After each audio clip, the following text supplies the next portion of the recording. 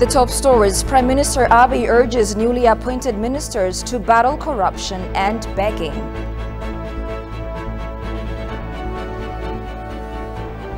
And the newly formed cabinet includes 3 competing political party leaders.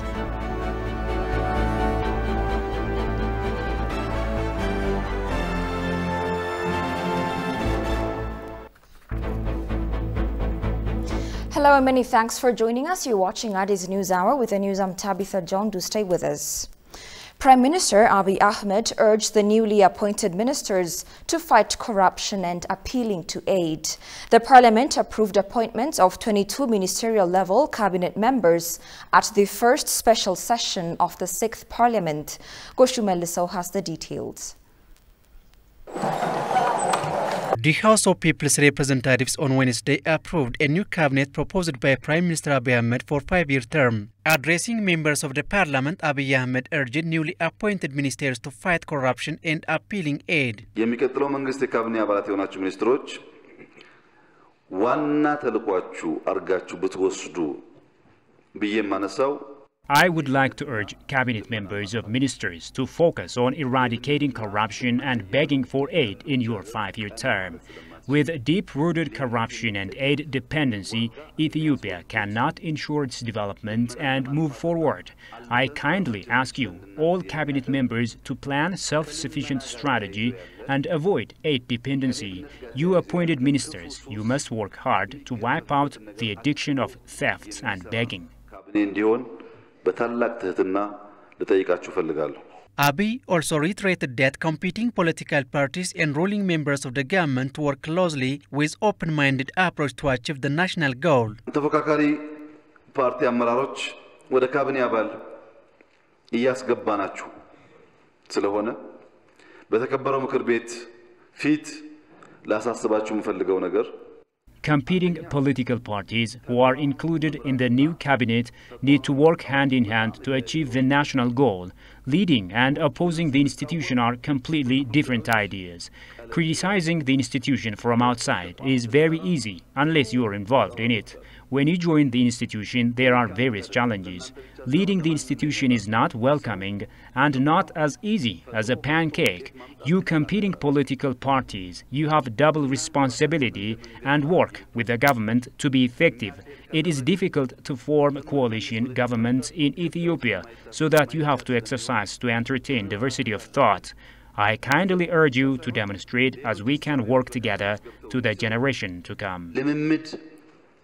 የሚፈጠርበት የመጀመሪያው መድረክ ስለሆነ ኃላፊነታችን ድርብ ነው ብላችሁ የምታዩ እንድትሆኑ According to the Prime Minister, the nomination considers religious and gender equation, educational background, experience, efficiency as well as devotion of the nominees.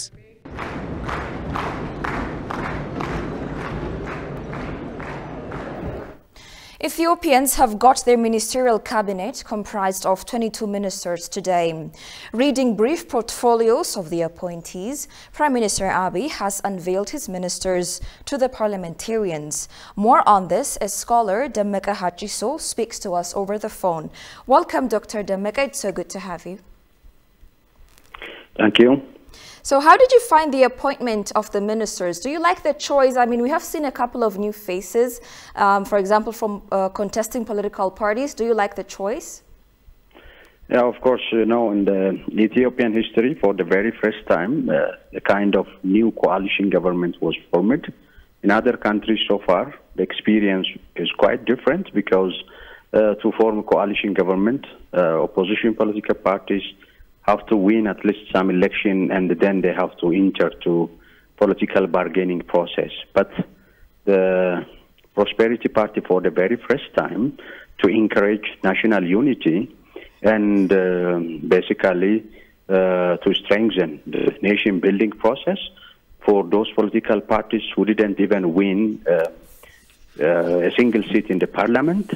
A new form of coalition government was formed, and so this is truly encouraging, and probably it laid down a new foundational base for new democratic movement in the Ethiopian history. Not only in Ethiopia, but also it could be taken as a good example in Africa as well as in the world, because I didn't hear such kind of, experience from Africa or from other parts of the world. Therefore, I think Ethiopia has been coming up with a new democratic horizon, basically, to be cited as a very good example of, initiating dialogue, initiating, cooperative work between incumbent political party and opposition political parties. Therefore, whatever the individual characteristic may be, but for the sake of national consensus and for nation building, this is a new move and a new chapter. Of course, the Prime Minister Abiy Ahmed truly promised, but what we have witnessed today in the Parliament is much more than even his promises. Therefore, a true rhetoric as well as practice was implemented. So the Prosperity Party has been doing its level best, and this is truly exemplary in my opinion. Very good. Have you observed any drawbacks, for instance, in this election process? We cannot say that the election process was perfect, but as compared to the previous election process, it also laid down another new foundational basis, because in the very first time in the Ethiopian history, the National Electoral Board fully mandated and exercised its power, and it regulated, it managed, it led, the entire election process. Therefore, it was the very first chapter in Ethiopian history for a National Election Board to fully control all the political parties, but including the incumbent political parties, to fairly contest election. The other interesting dimension of this election was that, of course, previously there was a lot of chaos, particularly at the time of election and the post-election period. A lot of chaos has been happening in Ethiopian history, but now it was very peaceful, because the expectation of the world was quite different. And every country, particularly from advanced industrial countries, were expecting some kind of violence and uncontrollable, probably post-election processes. But almost all political parties truly were working for the continuity of the nation. Therefore, the post-election, the election, and the pre-election process was quite smooth. It was free from any kind of violence and any kind of false accusation. Of course, some few instant cases were taken to the court, and of course that was quite democratic. So, in many aspects, of course, in terms of voters turnout also, because the National Electoral Board also extended, the election time, and people were, voting, casting their ballots to the midnight. That was quite encouraging democratic process. So even in the election process, for the very first time in the Ethiopian history again, the incumbent political party was encouraging and expecting people to vote for opposition political parties. But that did not happen, because people were very much inspired by the programs of the Prosperity Party. And this also is another new chapter in the history of Ethiopian election. I think it is quite incomparably better, but not perfect election, of course. So it clearly indicates that we are in a right track for democracy. My final question for you, Dr. Demeke, is what do you think will be the biggest challenges to the Prime Minister and his newly formed cabinet? Of course, Ethiopia, as compared to many advanced capitalist countries, is quite different, because we are a diverse society. We are diverse in terms of culture, ethnicity, language, geography, and the gender issue is there. And I'm also one of the members of the parliament, and I was witnessing the challenge that the Prime Minister encountered. So he has to maintain all these balances, geographic balance, religious balance, ethnic balance, professional balance, experience, and the interest of the new cabinet members. So all these issues have to be taken, and it's definitely posed some kind of critical challenge for Prime Minister, at least, to make choices people to be member of the new cabinet. And the other challenge probably ahead of time is that the expectation of the people is quite high, because people truly trusted the program of Prosperity Party, and that has to be truly translated to the action. Therefore, work ahead of time, ahead of this cabinet of ministers is quite large, and the commitment of the Prime Minister as well as the government is quite encouraging, because the intention, the number one intention of the government is creating corruption-free government cabinet as well as fighting poverty to the maximum level possible. So these are agendas, issues prioritized. Of course, there is the issue of justice, equality. A lot of works are ahead, and now Ethiopian people are suffering inflation problem, unemployment challenges are there. Therefore, all this needs some kind of revision of microeconomic policies. So every minister, as a minister, as well as in terms of collective responsibility, they have to assume a lot of tasks, and they have to, of course, prepare themselves to implement the programs in practical way. All right, Dr. Dameka Hachiso, a scholar as well as a parliamentarian, thank you very much for your insights. Have a great evening. Thank you. The newly formed cabinet has included 3 competing political party leaders at the helm of 3 ministries. Prime Minister Abiy Ahmed said the decision comes after extensive deliberations and careful study in order to create a more inclusive and competent team. Shifarao Lako takes it from here. The House of People's Representatives Wednesday approved the nomination of ministerial-level cabinet members, including reappointment of Dameka Mekonnen as the Deputy Prime Minister and Foreign Affairs Minister. Apart from members of the Prosperity Party, 3 contending parties' leaders have been included as cabinet members from Ethiopian Citizens for Social Justice, National Movement of Amhara, and Oromo Liberation Front, Professor Birhanu Nagga, Bellete Molla, and Kajela Merdasa, as Education, Innovation and Technology, as well as Culture and Sports Ministers, respectively. The objective of this move is to demonstrate possibility of working together for national interest despite political differences, as it is a new trend in Ethiopia, Abiy said during the occasion. Prime Minister Abiy Ahmed also says the decision comes after extensive deliberations and careful study in order to create a more inclusive and competent team. መንግስት የፐርፌክቶች ስብስብ አይደለም ማገልገል የሚፈልጉ ሰዎች ስብስብ ነው The government is not filled with perfect collections, it is rather a collection of individuals committed to serving the nation. So, training and making them qualified is primarily expected of this House. We arrived at this decision after a great deal of efforts and time. We will also do our best to include other competent individuals to serve as state ministers as part of the effort being exerted to make the team stronger. The Premier also underlined that Ethiopia is larger than differences between the incumbent and the opposition parties. ተፎካካሪን በሚመለከት መላው የኢትዮጵያ ሕዝብ እንዲገነዘብ የምንፈልገው ነገር ለተቃዋሚ ፓርቲ Concerning contending parties, what I would like the whole people of Ethiopia to recognize is that the positions we secured for opposition parties are not just nominal, then for the sake of including them in the ministerial portfolio. Take, for instance, the post for the chair of the National Movement of Amhara. It is one of the vital 5 pillars of our 10-year plan. It comes out of conviction that they can serve the country completely, and I am confident that they will succeed short up by our support. Prime Minister Abiy Ahmed has called on everyone to contribute share to the success of Ethiopia's visions in the coming 5 years, including the eradication of corruption and poverty. The House of People's Representatives has endorsed draft proclamation on mandates of executive bodies. The House held its first special session today. Haptamu Ashagri has more. የኢትዮጵያ ፌደራላዊ ዲሞክራሲያዊ ሪፐብሊክ ስድስተኛው የሕዝብ ተወካዮች ምክር ቤት The House of People's Representatives has endorsed draft proclamation on mandates of executive bodies and approving ministerial appointments.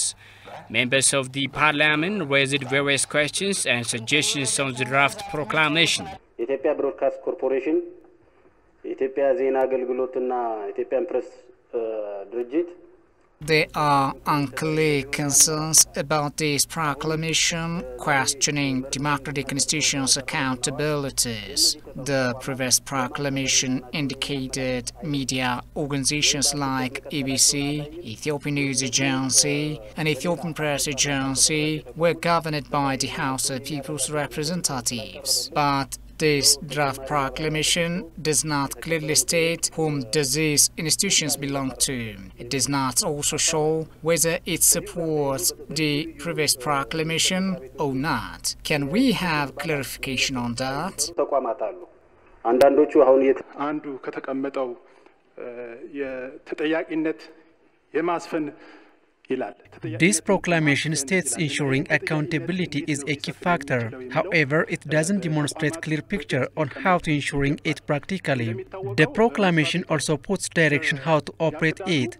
I think it is better that every institution states how to ensure accountability. Accordingly, can we learn a report evaluation system of every institution? Responding to questions raised by MEPs, Fitsuma Sefa, who is Minister of Plan and Development, said every critical concern is accounted under the proclamation. ግን በስትራቴጂ እንደ ፖሊሲ ሊቀመጡ የሚችሉ በእቅድ ሊያዙ የሚችሉ ሐሳቦች We are unable to mention some concerns as a part of this proclamation, but we can put down in showing concerns as a means of strategy and policy. We are well noted those concerns effectively. Major concerns are clearly written under the endorsed proclamation. According to Fitsum, some democratic institutions which are not mentioned in the Constitution are not a part of government executive bodies but continued as sub-institutions.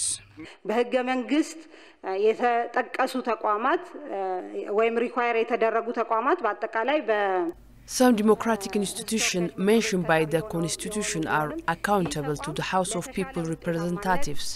We are doing this for the better achievement of the institutions. Our policy direction is clearly explained. This is hard fact too. Unmentioned institutions like EBC are not a part of this proclamation because it is not a part of executive branch. But this institution named under the sub-institution branch, thus without ministry offices, this democratic institution will remain to be under sub-institutions. Fitsum remarked the newly endorsed proclamation helps to cement check and balance activities of executive bodies across the country.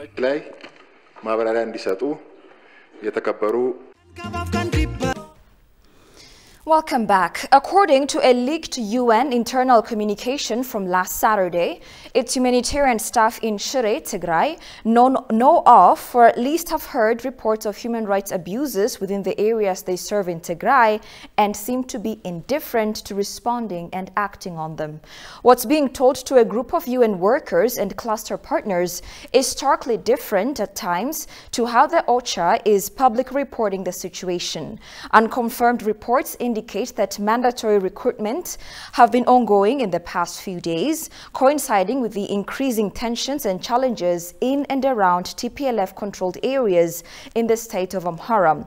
Recently, the world body is losing out on Ethiopia, given its slanted view of the TPLF and the situation on the ground.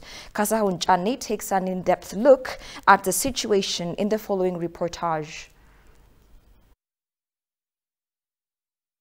The double standard going on at the global body wants us to unpack a lot here. But what stands out most of all is how there is no indication in the email that the United Nations manager wants to investigate further to confirm or that officials will ask TPLF leaders to cease and desist forcing integrants to fight for a terrorist group. Ethiopia kicked out 7 United Nations senior officials it declared persona non grata, and which it accuses of undermining security operations, spreading disinformation and collaboration with the TPLF. Despite protests by the United Nations and its Western allies, sources confirmed months ago, and in August, the senior United Nations officials have harassed Ethiopian workers, helped the TPLF to sabotage national exams in Mekelle and worked to misrepresent the United Nations on discussion of how to respond to sexual assault causes during the conflict. It's reasonable to ask the United States and its public advocates how that the United Nations keep walking in Tigray, knowing that Tigrayan residents, including children, are being forced to go to war. A United Nations official openly suggested in an email to colleagues that ordinary Tigrayans are being forced to fight over challenges in TPLF-controlled regions of Amhara,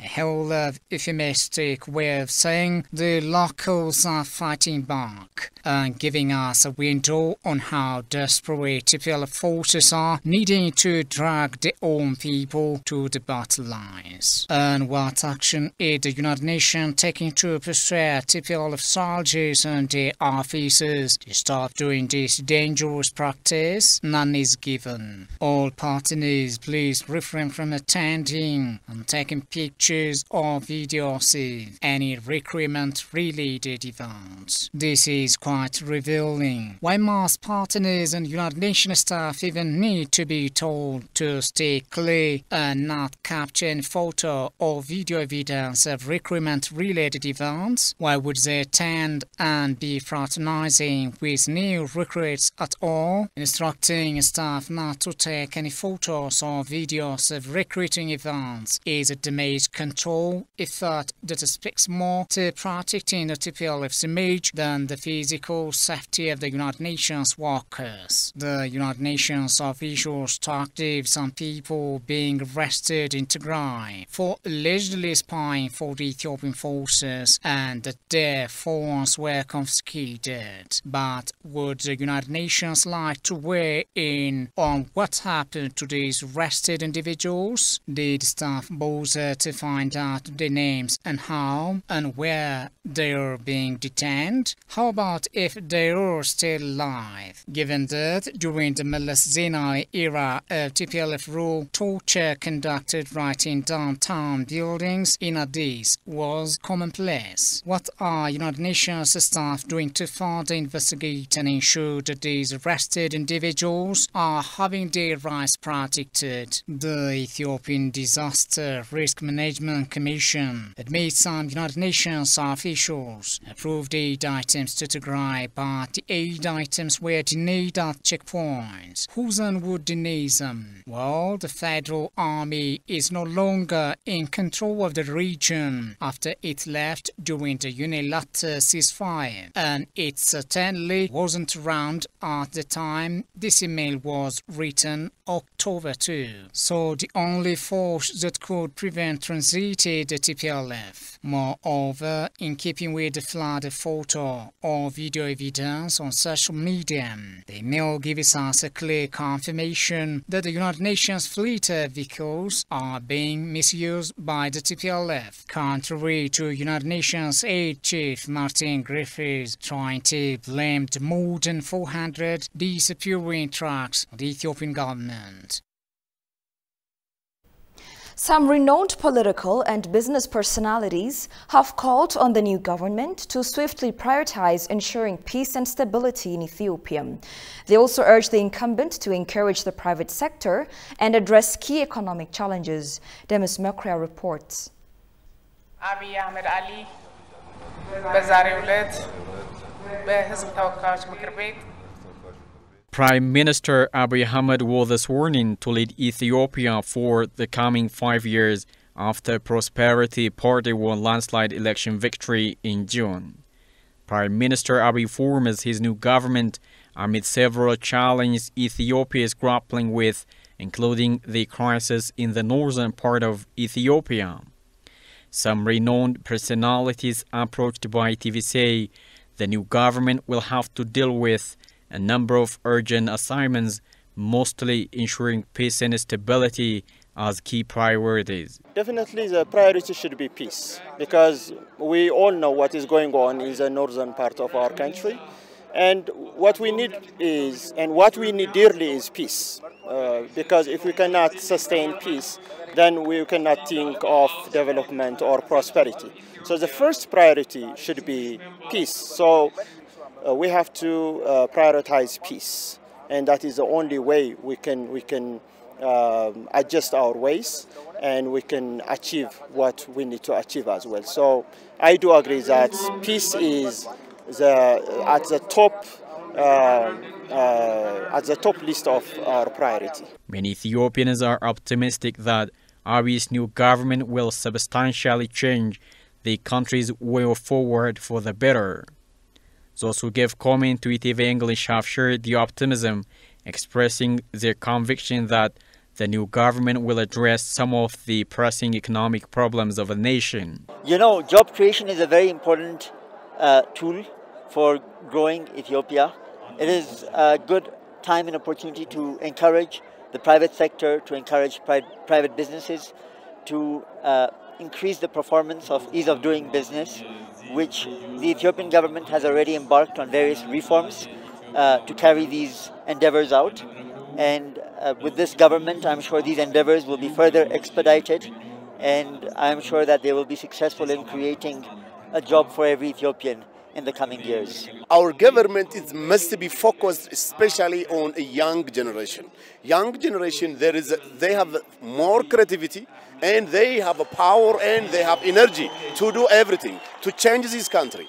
So they must have, young generation must have on job creation, and more people, especially on like me, business people. In personally, I invest on idea. So more businessmen, they must invest on idea and create job opportunity for our young people.